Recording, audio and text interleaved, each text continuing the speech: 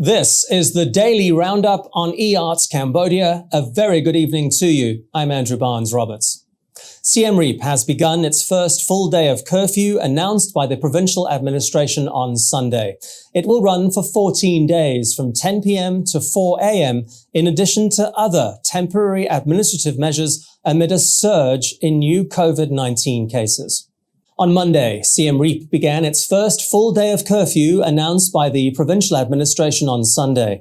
It will run for 14 days from 10 p.m. to 4 a.m. in addition to other temporary administrative measures amid a surge in new COVID-19 cases. The decision to impose a curfew in Siem Reap follows last week's announcement of 4 new red zones in the province. Police had also started fining people for not wearing masks. Getting the 20 February community transmission event under control in Siem Reap will be a key element of the royal government's plans to reopen the country to international tourists from the fourth quarter of the year. A mass vaccination drive in the province is expected to begin in the next couple of months. Meanwhile, Phnom Penh officials have warned of a new curfew and lockdowns if residents and businesses do not adhere to the COVID-19 preventative measures. Over 80% of the city has now been vaccinated, which is leaving some people and businesses to flout the 3 do's and 3 don'ts. Fed up with this non-compliance, Phnom Penh City Hall announced at the weekend that if people do not continue to mask up and maintain social distancing, or businesses fail to implement proper health measures, including taking temperatures and using the Stop COVID QR code, then it will have little choice but to reintroduce the yellow, orange and red zone system, as well as consider another curfew. At the same time, the Pria Sihanouk provincial administration has extended the ban on alcohol sales there for another 14 days through 24 June as it strengthens measures to reduce COVID-19 infections. All state and private markets, marts and depots are banned from selling alcohol, while restaurants, food stalls and cafes are also barred from serving alcoholic drinks.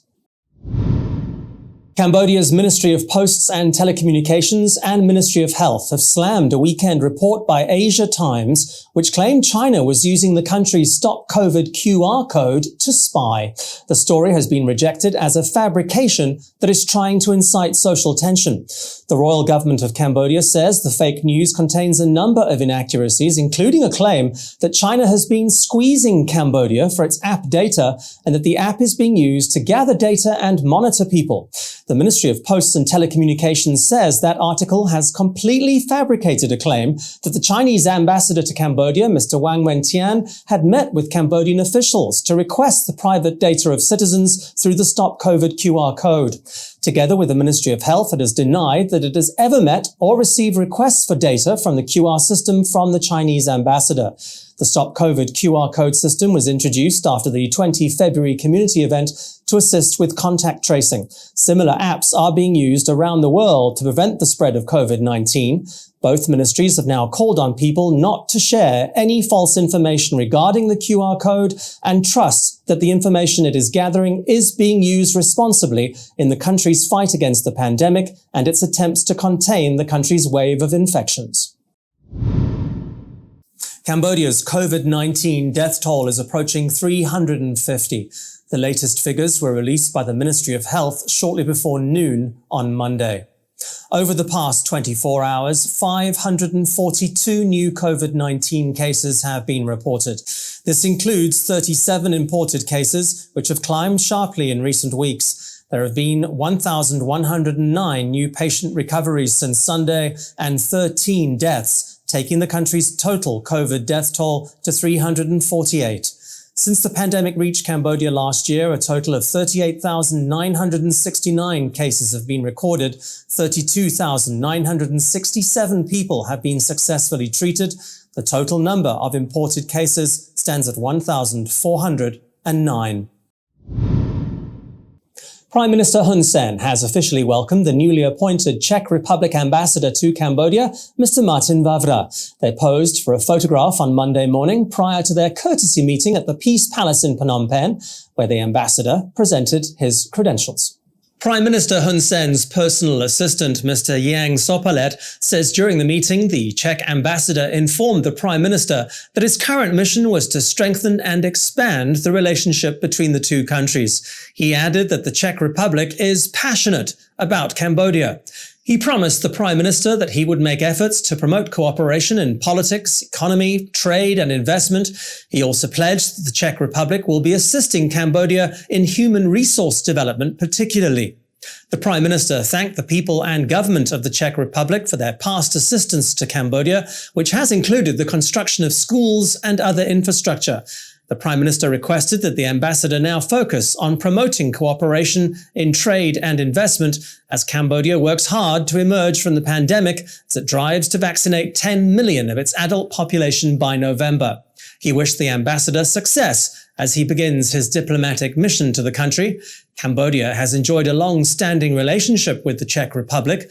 The former Czechoslovakia first opened an embassy in Phnom Penh back in 1957, a year after diplomatic ties were first established. After the break, Alessio Mizzoni talks sport and lifestyle. Welcome back to the Daily Roundup. The most prestigious football competition in Europe, Euro 2021, is underway, having finally kicked off on Saturday. 24 national teams are dreaming of winning the title on July 11 at London's Wembley Stadium.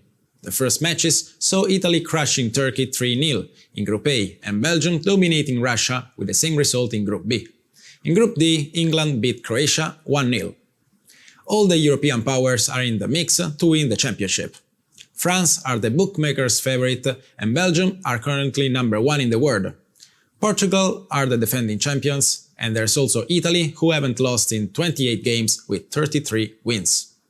The 24 countries are split into 6 groups to start. The top 2 finishers from each group and the 4 best third-place teams will advance to the quarter-finals. It's then straight into the knockout rounds, which lead to the final on July 11. The tournament is still named Euro 2020 despite being played a year late. The qualifiers were all played in 2019, but COVID-19 restrictions meant UEFA was forced to postpone the tournament in order to ensure the safety of players and fans. That year-long wait has only made supporters even more excited for the tournament. China has unveiled new photos of its Mars rover exploring the surface of the Red Planet, with state media hailing it as a sign of the mission's complete success. The Zhurong rover, named after the Chinese god of the fire, touched down on Mars on May 15. This is China's first Mars mission, making it only the second country to successfully land a rover on the planet after the United States. The new photos this Friday included a 360-degree panorama of the landing area and the orange Martian surface, with scattered rocks, a circular crater on the far side, and dunes in the distance. Another image shows the Chinese flag near the landing platform. The rover also took a selfie using a wireless camera, showing its extended solar panels and tiny Chinese flag emblazoned in its equipment. The 6-wheeled solar-powered rover is intended to last 3 months, during which it will search for evidence of ancient life. While the rover explores the planet, its orbiter is also conducting scientific detection operations. The head of the China's National Space Agency says China will publish the related scientific data in a timely manner to let humankind share in the fruits of the country's space exploration development. Up next, a look at the weather.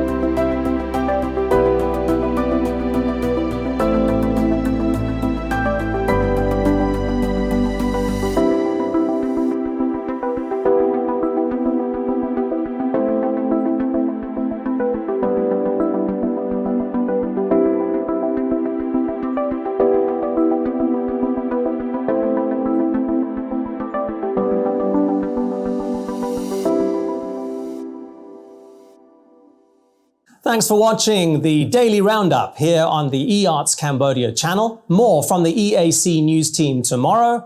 I'll see you then.